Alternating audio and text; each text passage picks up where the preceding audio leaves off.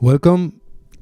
This is George from Microsoft, and I'm presenting my new application, which is called MIDI FX, and it's a live music application to control different synthesizers with different inputs and outputs, and you can have keyboards, you can have, like here, the digitone, monologue, you can have your own synthesizers, or you can use internal sounds, and you can use also other synth apps. And what I just played was an example of something that you can do with the app. I think it's a good example of something that makes the app useful. So in this case, I have the digitone, which has a MIDI section, and the notes that I play in the MIDI section are coming into the application through channel 6. This is an input. You can see the channel.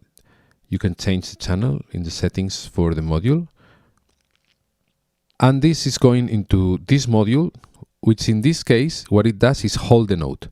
So each time I press the note, if I release it, it holds it. Until I press it again, then it stops. So like this, I can just trigger with one note. I can trigger the next module, which is, well, this one is splitting the signal because I want each note to generate a different instrument. So one is the bass. The note goes into the transpose module where it sent an octave lower. And then through the output, this output, it goes to channel 1. Channel 1 is channel 1 in the digitone. In channel 1, I have the bass. Well, it's kind of a bass.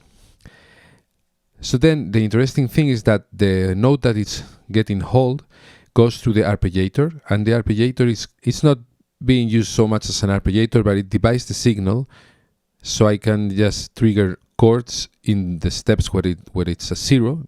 The ones that are -10, what it's doing is that after the arpeggiator, I'm filtering the notes. So only notes that are higher get played. Like this, I can use the arpeggiator to produce chords. So if, for example, I play a note,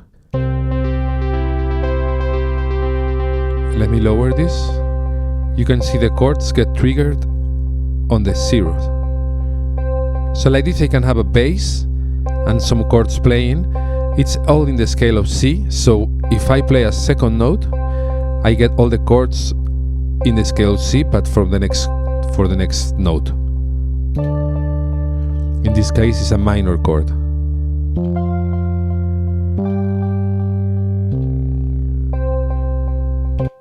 So this is a setup that lets me, with the left hand, change the chords for the song while I play something on another synth.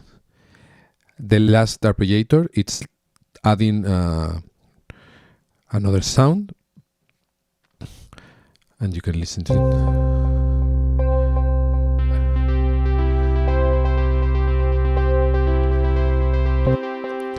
And then the drums are the drums from the digitone. So this is some example of what you can do. There's many more examples in the application. You can load some examples with internal sounds, like for example this generator, which if you press play, you can listen to some generated melodies. You can see a delay, a piano, and some drums. And for this one, for example, you don't need to connect anything. So you can make music on the go, and then later you can connect it to your MIDI interface at home and change the sounds, do whatever. There's many modules for processing the signal, for, well, LFOs, like CC commands for LFOs. This one is really interesting. You can shape the LFO however you want. You can do different waveforms and send via MIDI CC commands to whatever synth you want. So if I want to control the filter in the digitone. So there's many things like this. It's something to explore. And each module has its own description in the list. Harmonizer, I've used the harmonizer here to create chords from a note. You can create chords for the tone that you're playing. So in this case, we were playing in C major, and the chord was a 5th up. It doesn't matter if it's minor or major, it's a fifth, but I mean, if it would be maybe a third. And you can combine multiple modules, so I can put 2 harmonizers and then I have 3 notes from the chord. I can put 4 and I have 4 notes. And then one important feature, it's the sequencer. I'm going to show it.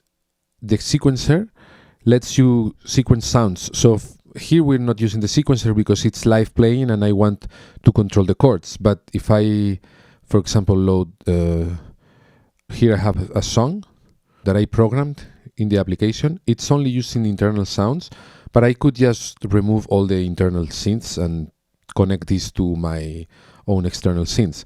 A sequencer, it's a simple sequencer, but you can program notes, you can live record if you want.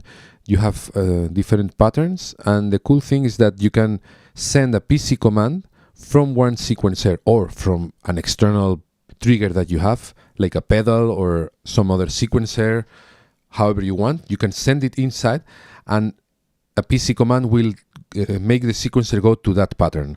So for example, this sequencer is sequencing this other sequencer. It sounds complicated, but it's not really complicated, because so here it says 1, it's going to play pattern 1. Here it says 2, it's going to play pattern 2. Like this, you can make a structure for a whole song. So I'll show this example. Thanks for watching. You can download the app, the link is below. You can go also to my other channel, Monorogue, which I will leave a link below, where I post jams, and I will post more jams using the application. I have some already. So thanks for watching. This is the song, and enjoy. Like the video, share the application. I'm just one person doing this, and well, any help is appreciated. My email address is in the application for back reports, for suggestions, questions, anything.